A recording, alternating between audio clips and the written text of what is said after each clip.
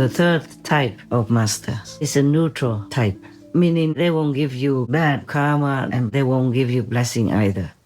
Because that person just has enough merit and spiritual attainment to take care of him or herself in the world.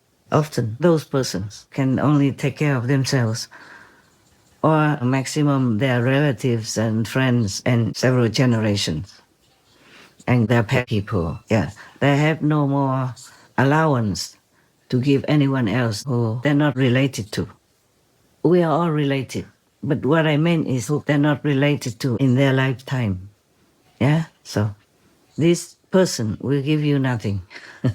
Well, better than giving you bad karma, huh? Okay? If somebody gives you blessings, it also means luck, yeah, fortune, happiness, and health, all kinds of things. The blessing is not limited only to spiritual elevation. Okay? Yes. So if someone gives you real blessings, like from a true master, for example, then you are a very, very lucky person. You should be very, very grateful to God to have met that type of master. Okay? Just remember in everyday life, try to always think in a positive direction and try to remember God all the time. And remember your true master if you have one. If you don't have one, just remember God. Thank God for everything you have in your life, even bad things.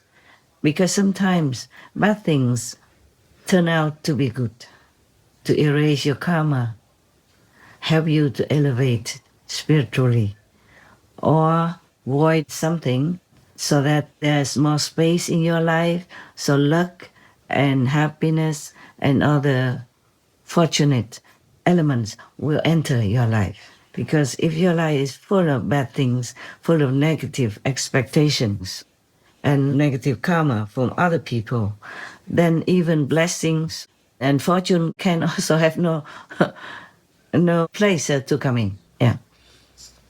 There was a story about a master whom a disciple complained to. See, I had this and that problem. Where were you? You're supposed to protect me, to bless me, and you were not there. And I saw only some ghosts and some demons who came, and I was so scared.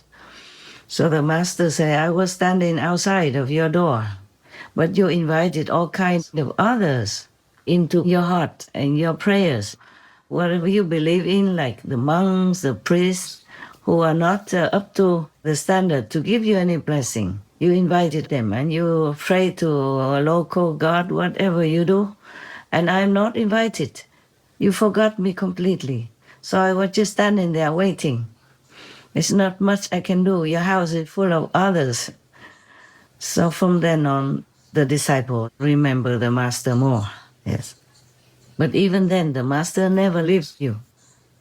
The master is always waiting, always eager to help you whenever feasible, or at least in the last breath of your life. The master will still try to help you. But please do not make yourself a bin of garbage, collecting all kinds of filthy, smelly, bad karma in it for yourself. Let the master, whomever you trust, have the chance to always be your protector. Yes? Because if you don't allow it, even the master also becomes helpless. That is the law in this physical world. In higher world, no such thing. It's automatic. Even in the astral world, if you have a master and believe in him or her, she or he will be there for you and continue to teach you the true teaching so that she can lift you up to a higher level in the future, once you graduate, because you couldn't be in a higher dimension if your inside concept is not being correct. You believe in things that you should not believe in, and you don't remember God very well, okay? You pray to any ghosts, any demons, instead of praying to God, instead of trusting God to help you. Lord Jesus said, "Blessed are those who do not see but believe." At least believe in God. Believe in the past, present, and future masters who help you, especially the present masters. Because the present masters house all the blessings that are necessary to help you, because he or she is appointed to that job, okay? Just like the president is voted for, he became the president, and he will have a certain privilege, including he can forgive even criminals, and many of them too. Yeah. And now, the third type of person, I told you already that she's neutral to you. She won't give you anything, at least not bad things. Okay. The people you should be scared of most are the second ones, because not only they don't give you any good things, they take from you as well. In exchange for their bad karma, they take merit from you. They take as much as the karma allows. Yeah, that is the problem. Just like thieves, they come into your house and you are unaware of it. They don't bring anything to you. They will just take anything they can from you, anything they could carry, anything convenient, anything most valuable from your house, they take. That is similar to the second type of people who take things from you, and you are helpless because you're not aware they're taking it, even. You're not spiritually elevated enough to be even aware of blessings from God and from the Master to you. Not to talk about being aware of your valuable merit or your spiritual attainment being taken from you. Sometimes more, sometimes less. Of course, it depends on the individual who takes it. And it depends on your strength of spiritual attainment to protect yourself. If you don't have a master, you are very vulnerable. In India, since a very, very long time, people don't believe in a person who has no master. If sometimes they ask you if you have a master, you say, no, I don't believe in any, then they will look down upon you. They don't even want to associate much with you unless they have to.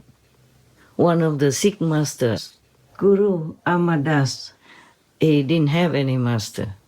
And his acquaintances or relatives asked him if he had any master. He said no. And, they really were not very polite to him. Later on, he was shown the Sikh master at that time, and then he went and took refuge in the Sikh master. He was already 72 years old, but he'd been vegetarian all his life. So he took refuge in that present time Sikh master.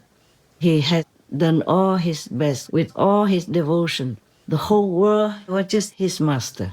He wanted nothing else.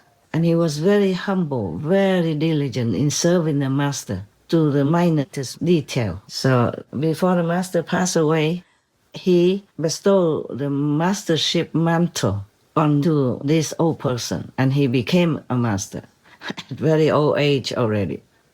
This is an exception, okay? Mostly master has to be younger. Mostly you have to be younger in order to be accepted into the master's protective wing, so that you have more time to practice and to get used to a vegan or vegetarian diet, whatever the master prescribed. In the old times, some masters also ate vegetarian, meaning had some milk in their diet. Because in those times, milk was more harmless than nowadays. It didn't have chemicals or any harmful things in it. Nowadays, even traces of bird flu already enter into people's milk. You be careful. Infected herds of dairy cows. The Food and Drug Administration says fragments of H5N1, also known as bird flu, has been found in 1 in 5 samples of pasteurized milk.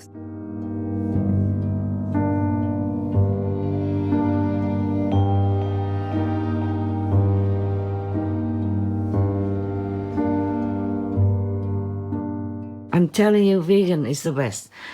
And even nowadays, vegan is also risky. Some of it contaminated by the neighbor's fuel or by the neighbor's fertilizer or neighbor's herbicide, insecticide or pesticide. In the old times, people treated the cow, people kindly, yeah? And they only use their hands to milk the cow or the sheep. People, yeah, or whichever animal people can give milk. They use their hands, gentle hands, to milk some milk, just enough for them to use. And the calves still continue to live with the mother until they're grown up and didn't need milk anymore. They make sure of that.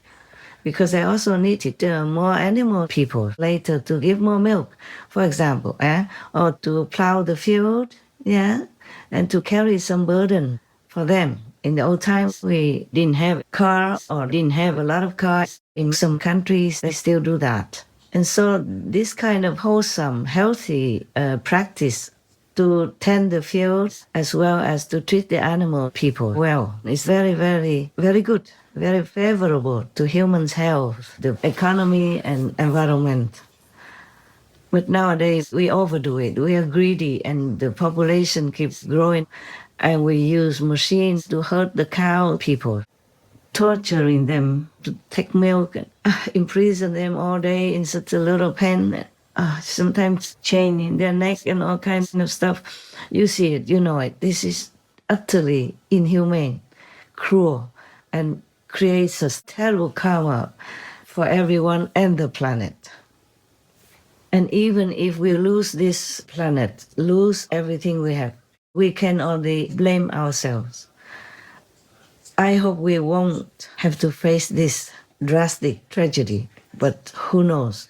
Who knows? We all do our best, but it's not enough yet. I'm just hopeful and prayerful and trust in God and all the masters and all the noble and high beings in the universe to help us. But if our karma is too heavy, we can't do much. They cannot do much. Even the greatest master, even God cannot do much. Things have to take their course according to their construction, their mechanism. It's just like if your car is too old, and you don't take care of it well, sooner or later you have an accident or it just stops functioning altogether.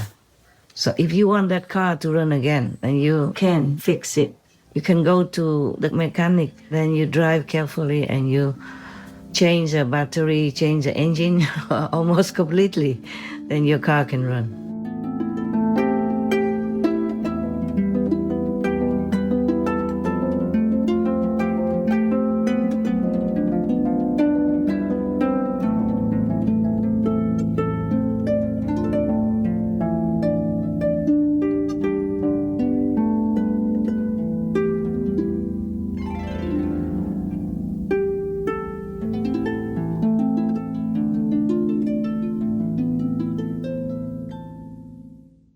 Supreme Master Ching Hai, vegan, is a world-renowned spiritual teacher, humanitarian, and artist.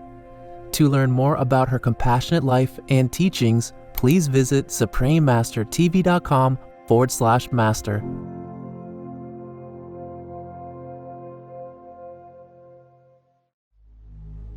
Many athletes who consume 100% vegan diet like me report improvements in their athletic abilities, such as higher energy levels, quicker recovery times, better sleep, and fewer injuries. I'm here to tell you that's all true. Dietrich Weiss Jr., vegan.